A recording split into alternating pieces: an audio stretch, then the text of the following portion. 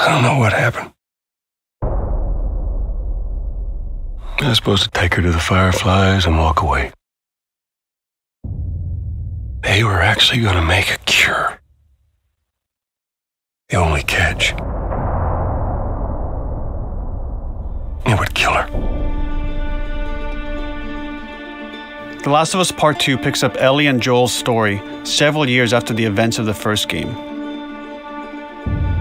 Ellie and Joel have settled in Jackson, Wyoming, amongst a thriving community of survivors. With the threats of the world kept outside the town's walls, Jackson has been able to find relative peace and even stability. Ellie is now 19, lives on her own, and has been able to forge lasting relationships within the community. Scale of 1 to 10. How would you rate our kiss from last night? However, this peace is short-lived. Jackson and Ellie suffer a violent and traumatizing event. Ellie sets off back into the treacherous outside world in search of retribution and justice. Her journey will take her to new parts of the country previously unexplored in The Last of Us. The story spans multiple seasons and climates, from the snow-capped mountains of Jackson to the lush Pacific Northwest. Each introduces a wide range of exterior and interior environments for you to navigate and explore, rendered in meticulous detail and unprecedented scale with the latest iteration of the Naughty Dog engine. Our goal was to make these environments not only beautiful, but feel as grounded and authentic to the cities they're based on as possible. Much of the story unfolds in what remains of Seattle, a massive former quarantine zone. Its locales are incredibly diverse, spanning a dense city center with a skyline of towering high-rises to the beautiful suburbs and stormy waterfronts that surround it. The city exhibits drastic shifts in architecture, elevation, and weather. And with Part 2, we've introduced new traversal mechanics that afford greater exploration and ways to navigate threats. Ellie is not only able to climb and jump over gaps, but she can use ropes to scale vertical terrain or swing over obstacles, allowing you to discover new areas, resources, and side narratives. These more open environments also create new strategic considerations in combat, whether it's to get the jump on enemies or bypass them entirely. The Last of Us Part 2 features some of the largest environments we've ever created. Horseback riding will allow Ellie to quickly cover some of these expansive terrains. Some streets are so flooded that a boat is required to navigate them. However, the world of The Last of Us is as lush and inviting as it is deadly. As Ellie uncovers the path to finding those who have wronged her, she must face the many threats of this unknown city. In the wake of the pandemic and the fall of the quarantine zone, Seattle has become a war zone, where two warring factions find themselves in an ongoing conflict for territory and resources. One of these groups is the Washington Liberation Front, otherwise known as the WLF. The WLF are a militia group that began as resistance to the military occupation of Seattle and eventually wrestled control of the city from them. They are highly trained, organized, and well-equipped with weapons they stole from the army. They occupy much of the city, imprisoning or killing trespassers on sight. Hey! We got another trespasser. A girl. Did you see her?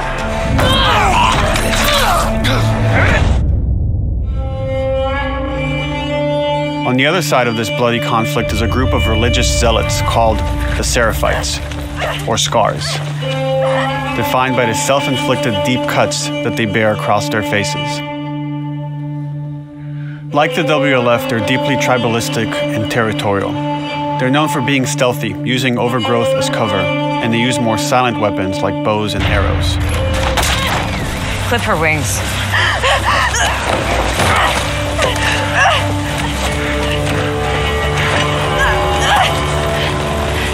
But beyond this conflict among survivors, the threat that originally brought the world to its knees is very much present.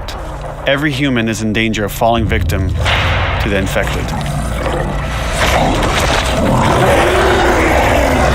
There are the recently infected runners who are more numerous and aggressive in this game. the blind but extremely deadly clickers, and the stalkers, who sneak and hide until they're ready to attack, surprising their victims with extreme agility and brutal violence. The Last of Us Part 2 introduces new stages of infected, such as the Shamblers. Large, heavily armored enemies that are covered in pustule. Upon getting close to you, they expel a corrosive spore cloud that burns its victims. But our most terrifying and lethal new forms of infected will have to wait until you play the game for yourselves.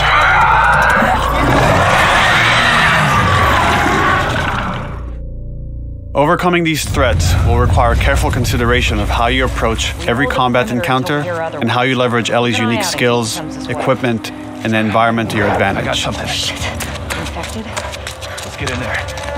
The WLF patrol the streets of Seattle with guard dogs, which are capable of detecting and following you, even while in cover. You think this guy's connected to the They can pick up your scent and alert their handlers to your presence. Listen mode will reveal your scent trail, so keep moving and cause distractions to avoid detection. They could be hiding anywhere. 25 years after the pandemic began, the world is completely overgrown. Use tall grass to hide from enemies and go prone to stay out of sight. However, this form of analog stealth means you're never fully hidden. If enemies get close enough, they can discover you, even in grass. When Ellie is overwhelmed, running away is a viable option. You can also break glass or crawl through tight spaces to find new paths or areas to evade or take on your enemies. In any given combat situation, you can flee an encounter and re-establish stealth to regain the advantage.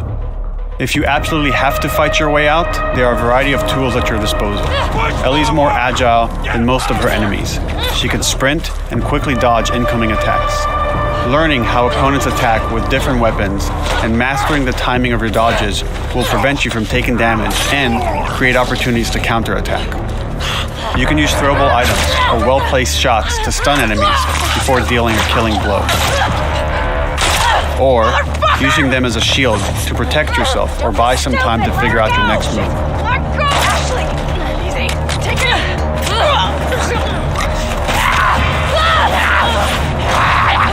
Ellie isn't always alone on her journey.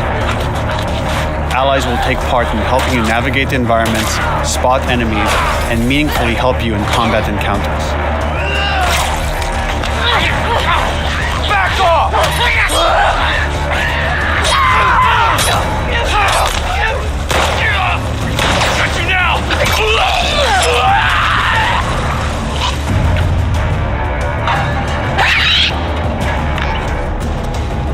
Between the human survivors and the roaming infected, there will be times where multiple threats are present, creating new strategic considerations and opportunities.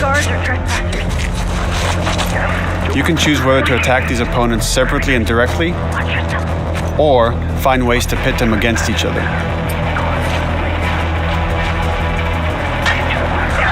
Flee as they fight, or wait until their numbers have thinned out and engage with whomever's left.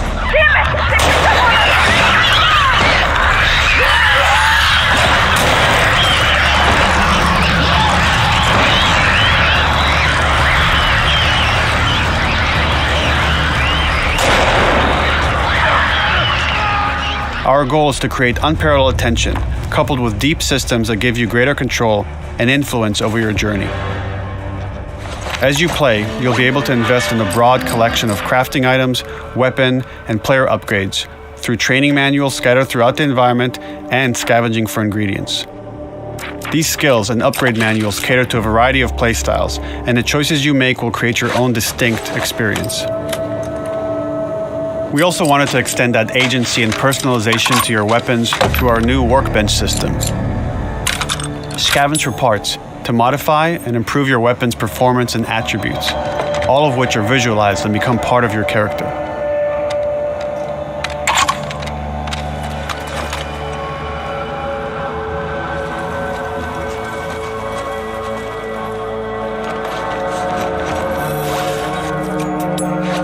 Survival will also require using the parts and ingredients that you'll find in the environment, which can be crafted into a wide range of defensive and offensive items, like proximity mines, explosive arrows, pistol suppressors, and more.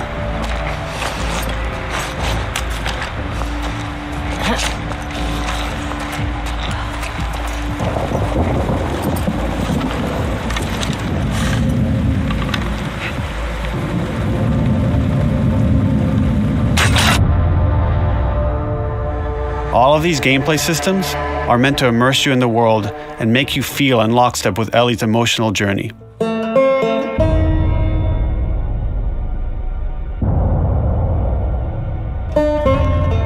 As we've said before, this is Naughty Dog's largest, most ambitious game.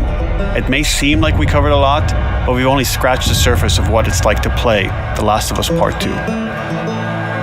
We can't wait for you to experience it all for yourself on June 19th.